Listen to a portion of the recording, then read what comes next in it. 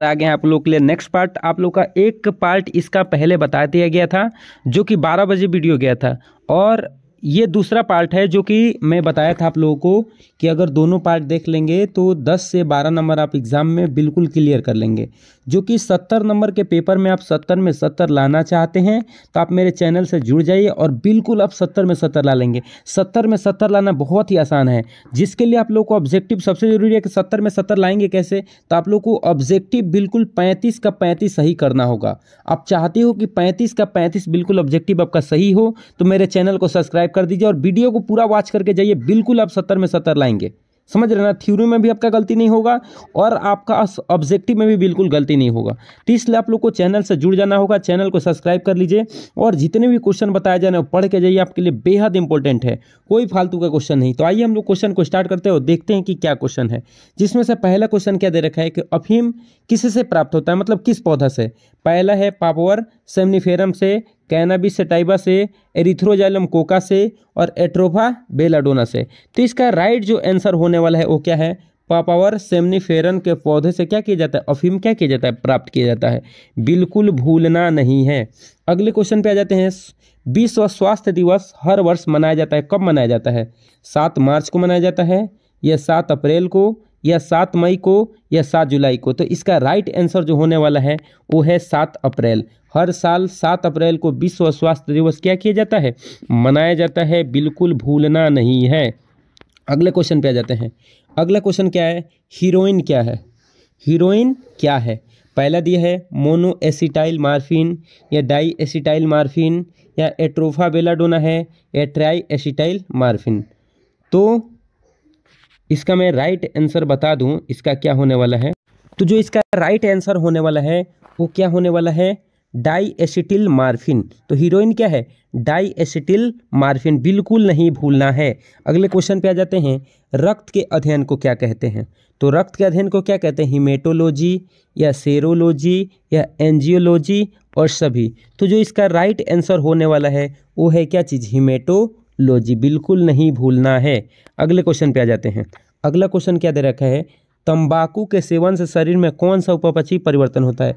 पहला ऑप्शन दे रखा है अग्रवृत्त ग्रंथि के उद्दीपन से कैटेलामीन का रक्त में स्राव, और दूसरा है व्यक्ति के रक्तचाप और हृदय स्पंदन की दर, और तीसरा है ए और बी। तो इसका राइट आंसर होगा ए और बी दोनों। क्योंकि सुनिए क्या होता है, जब हम तंबाकू खाते हैं तो उस समय हमारे शरीर में हमारे मुख में निकलता है क्या चीज़, एड्रेनलिन और नॉर एड्रेनलिन। क्या निकलता है, मैं फिर से बता देता हूँ, एड्रीनलिन और क्या, नॉर एड्रीनलिन, नॉर एड्रीनलिन। और इन दोनों को मिला के हम लोग कैटेलामीन बोलते हैं। इन दोनों को मिला के हम लोग क्या बोलते हैं, कैटेलामीन बोलते हैं। ध्यान रखिएगा। और ये दोनों जैसे ही निकलते हैं तो हमारा रक्तचाप और हृदय स्पंदन दर की दर क्या हो जाती है, दोनों बढ़ जाती है। तो इसका राइट आंसर क्या होगा, ए और बी दोनों होगा। बिल्कुल नहीं भूलना है। अगले क्वेश्चन पे आ जाते हैं। तंबाकू में कौन से रासायनिक पदार्थ होते हैं, एक एल्कलॉइड, निकोटीन, दोनों इनमें से कोई नहीं। तो इसका राइट आंसर होगा दोनों, निकोटीन भी होता है और एल्कलाइड भी होता है। और ध्यान रख लीजिएगा ये सब खतरनाक है, ये सब यूज नहीं करना चाहिए। अगले आते हैं धूम्रपान। धूम्रपान से रक्त में कौन सी गैस की मात्रा बढ़ जाती है। धूम्रपान क्या होता है, धूम्रपान का उपयोग लोग 400 वर्षों से पहले से करता आ रहा है। ध्यान रखिएगा, एग्जाम में पूछता है कि धूम्रपान कितने वर्षों से पहले से हो रहा है। 400 वर्षों से पहले से मनुष्य कर रहा है। याद रख लीजिएगा, 400 वर्षों से पहले से। जैसे हम लोग धूम्रपान करते हैं ना, तो धूम्रपान करने से क्या होता है, हमारे शरीर में कार्बन मोनोऑक्साइड की मात्रा बढ़ जाती है। और यह कार्बन मोनोऑक्साइड क्या कर देता है, हीमोग्लोबिन के साथ बॉन्डिंग कर लेता है। किसके साथ, हीमोग्लोबिन के साथ क्या कर लेता है, बॉन्डिंग बना लेता है। और बॉन्डिंग जैसे ही बना लेता है तो हमारे शरीर में O2 पहुंच नहीं पाता है, और जिसके कारण O2 नहीं पहुंचने के कारण हमको सांस लेने में क्या होने लगती है, दिक्कत होने लगती है। ध्यान रखिएगा, जब हम धूम्रपान करेंगे तो उस समय कार्बन मोनोऑक्साइड निकल जाएंगे, जो कि हीमोग्लोबिन के साथ बॉन्डिंग बना लेंगे, तो हमारे शरीर में किसकी कमी हो जाएगी, ऑक्सीजन की। और CO2 लेवल क्या होने लगेगा, बढ़ने लगेगा, जिससे हमको सांस लेने में क्या होने लगेगी, दिक्कत। ये ध्यान रखिएगा। अगले क्वेश्चन पे आ जाते हैं कि भांग के फूलों के शीर्ष, पत्तियां, राल विभिन्न संयोजन से क्या क्या बनाया जाता है, मैरिजुआना, हशीश, गांजा, चरस, सभी। तो इसका राइट आंसर सब, ये सब गांजा भी बनाया जाता है, चरस बनाया जाता है, हशीश भी बनाया जाता है, मैरिजुआना भी बनाया जाता है। अगले क्वेश्चन पे आ जाते हैं। अगला क्वेश्चन है कोका एल्कलाइड या कोकिंग कोका किस पौधे से प्राप्त किया जाता है?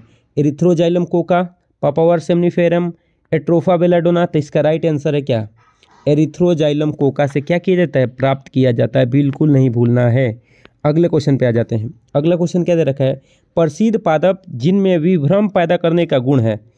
पहला है एट्रोफा बेलाडोना, धतूरा, दोनों, इनमें से कोई नहीं। तो इसका राइट आंसर होगा दोनों, बिल्कुल नहीं भूलना है। अगले क्वेश्चन पे आ जाते हैं। पूछ रहा है कि प्रत्येक प्रतिरक्षी अणु में कितने पेप्टाइड श्रृंखला होती है? तो आप लोग को याद रखने देना है कि 4 पेप्टाइड श्रृंखला होती है। अब सुनिए 4 कौन कौन होती है, यहाँ से भी क्वेश्चन उठते हैं। तो 4 होता है, एक में होता है लघु और होता है दीर्घ। लघु और क्या होता है? दीर्घ। और लघु और दीर्घ को दोनों को मिलाकर हम लोग H2L2 बोल देते हैं। तो हम लोग प्रतिरक्षी को सूचित किससे करते हैं? H2L2। मतलब 2 लघु होता है और 2 कैसा होता है? दीर्घ होता है। 4 पॉलीपेप्टाइड श्रृंखलाएं होती है। तो इसका राइट आंसर ये भी पूछा जाता है कि प्रतिरक्षी कैसे सूचित किया जाता है? तो H2 और L2 से। तो इसके राइट आंसर क्या होने वाला है? 4, भूलना नहीं है। अगले क्वेश्चन पे आ जाते हैं। अगला क्वेश्चन क्या दे रखा है? जब शरीर के रक्षा के लिए बने बनाए प्रतिरक्षी शरीर को दिए जाते हैं तो क्या कहलाता है? ध्यान से सुनिएगा। जब मतलब बाहर से कोई एंटीबॉडी तैयार किया गया और हमारे शरीर की रक्षा के लिए शरीर के अंदर इंजेक्ट कर दिया जाता है, उसको निष्क्रिय प्रतिरक्षा बोलते हैं। यहाँ से 2-3 पर ये इसका भी परिभाषा में बता देता हूँ। सक्रिय प्रतिरक्षा क्या होता है? सक्रिय प्रतिरक्षा जो हमारे शरीर में होती है, मतलब हमारे शरीर में जो एंटीबॉडी तैयार होता है उसको बोलते हैं सक्रिय प्रतिरक्षा। ध्यान रखेंगे, जो हमारे शरीर में बना और शरीर के लिए यूज हुआ वो हो गया सक्रिय, और इसमें समय बहुत ज़्यादा लगते हैं। ध्यान रखिए, सक्रिय प्रतिरक्षा में समय ज़्यादा लगते हैं। और निष्क्रिय प्रतिरक्षा क्या? मतलब बाहर से बनी बनी प्रतिरक्षा दे दी जाती है और इसमें समय क्या लगते हैं? कम लगते हैं। एक और बात आप लोगों ने देखा है, IG कोलोस्ट्रम का नाम सुना है आप लोगों ने? कोलोस्ट्रम मैं बता देता हूँ कोलोस्ट्रम क्या है, जिसको खिस भी बोलते हैं। खिस आप लोग याद रखिए, खिस। अब ये क्या है सर, ये थोड़ा बताइए। आप माँ का दूध देखे हो? जब माता जो है प्रसव करती हैं और प्रसव के पश्चात 1 से 4 दिन तक जो दूध निकलता है वो दूध कैसा होता है? पीला रंग का होता है। कैसा होता है? पीला रंग, एकदम गाढ़ा एकदम होता है। इसी को बोलते हैं कोलोस्ट्रम। और यही दूध माँ क्या करती हैं? बच्चे को पिलाती हैं। तो ये बताइए, बच्चे के शरीर में बना या माँ से बच्चे में दिया जा रहा है? किसे दिया जा रहा है? माँ से किस में? बच्चे में दूध क्या किया जा रहा है? दिया जा रहा है। तो ये बनी बनाई प्रतिरक्षी है। और मैं बता दूं, माँ के दूध में मिलता है IgA। माँ के दूध में क्या मिलता है? कौन सा एंटीबॉडी मिलता है? IgA। बहुत इंपॉर्टेंट, एग्जाम में पूछा गया है कि माँ के दूध में कौन सा एंटीबॉडी मिलता है? तो IgA। अब ये माँ में बना और दिया किसको दे रहा है? बच्चे को। तो बताओ, बनी बनाई चीज़ किस में दिया जा रहा है? बच्चों को। तो ये सक्रिय प्रतिरक्षा के निष्क्रिय। तो याद रख लीजिएगा, ये निष्क्रिय प्रतिरक्षा का क्या था? उदाहरण था। अगले क्वेश्चन पे आ जाते हैं कि कौन सा संक्रामक रोग खाद्य पदार्थ और पानी के द्वारा संचारित होता है? तो ये है टाइफाइड, अमीबा, एस्केरिता, सभी। तो इसका राइट आंसर है सभी, जो कि खाद्य पदार्थ और पानी के द्वारा क्या होता है? फैलता है। अगले क्वेश्चन पे आ जाते हैं। कौन सा संक्रामक रोग वायु के द्वारा क्या होता है? संचारित होता है। सामान्य जुकाम है, निमोनिया है, दोनों है, इनमें से कोई नहीं। तो इसका राइट आंसर होगा दोनों। मतलब निमोनिया भी वायु के द्वारा फैलता है और सामान्य जुकाम भी क्या होता है? फैलता है। अगले क्वेश्चन पे आ जाते हैं। कौन सा रोग कीट रोग वाहकों के द्वारा संचारित होने वाली बीमारी है? तो पहला है मलेरिया, दूसरा है फाइलेरिया, दोनों, इनमें से कोई नहीं। तो इसका है राइट आंसर दोनों। मलेरिया भी और फाइलेरिया भी दोनों किसके द्वारा प्रवाहित होते हैं? संचारित होते हैं। तो कीट के द्वारा दोनों क्या होते हैं? संचारित होते हैं, बिल्कुल नहीं भूलना है। अगले क्वेश्चन पे आ जाते हैं। एडिज मच्छर कौन से रोग को फैलाते हैं? तो एडिज मच्छर कौन से रोग को फैलाते हैं? डेंगू है, चिकनगुनिया है, और दोनों। तो इसका राइट आंसर होगा दोनों, चिकनगुनिया भी और डेंगू भी। अगले क्वेश्चन पे आ जाते हैं। अगला क्वेश्चन है, रक्त परिसंचरण की खोज किसने की? तो रक्त परिसंचरण की खोज विलियम हार्वे ने की थी। कौन किए थे? विलियम हार्वे ने किए थे। बिल्कुल इंपॉर्टेंट है, भूलना नहीं है। अगले क्वेश्चन पे आ जाते हैं। ये कुछ जीवाणु से होने वाले रोग याद करके रखने हैं। जीवाणु से होने वाले रोग, जैसे में GST पंडित का टीका नहीं, ट्रिक है, जिसमें से जी है वो गोनोरिया है। मतलब गोनोरिया किससे होने वाला है? जीवाणु से। सिफिलिस किससे होने वाला है? जीवाणु से। टाइफाइड किससे होने वाला है? जीवाणु से। प्लेग बीमारी किससे होगा? जीवाणु से। डिप्थीरिया बीमारी किससे होगा? जीवाणु से। निमोनिया है या टिटनस। बाबू इससे क्वेश्चन आते हैं, इसलिए आप लोग पूछ देगा इसमें कि सिर्फ लिख निम्न में से किसके कारण होता है, तो आप लोग को बताना होगा कि जीवाणु के कारण होता है या विषाणु के कारण होता है या कवक कारण। तो आप लोग को याद रखना है ये टोटल के टोटल बीमारी जितने भी दिए गए हैं ये सब के सब किसके होने वाले हैं, जीवाणु के होने वाले हैं, बिल्कुल भूलना नहीं है। अगले आ जाते हैं, अगला क्या दे रखा है, विषाणु से होने वाले रोग। तो विषाणु से होने वाला भी रोग बहुत इंपॉर्टेंट है।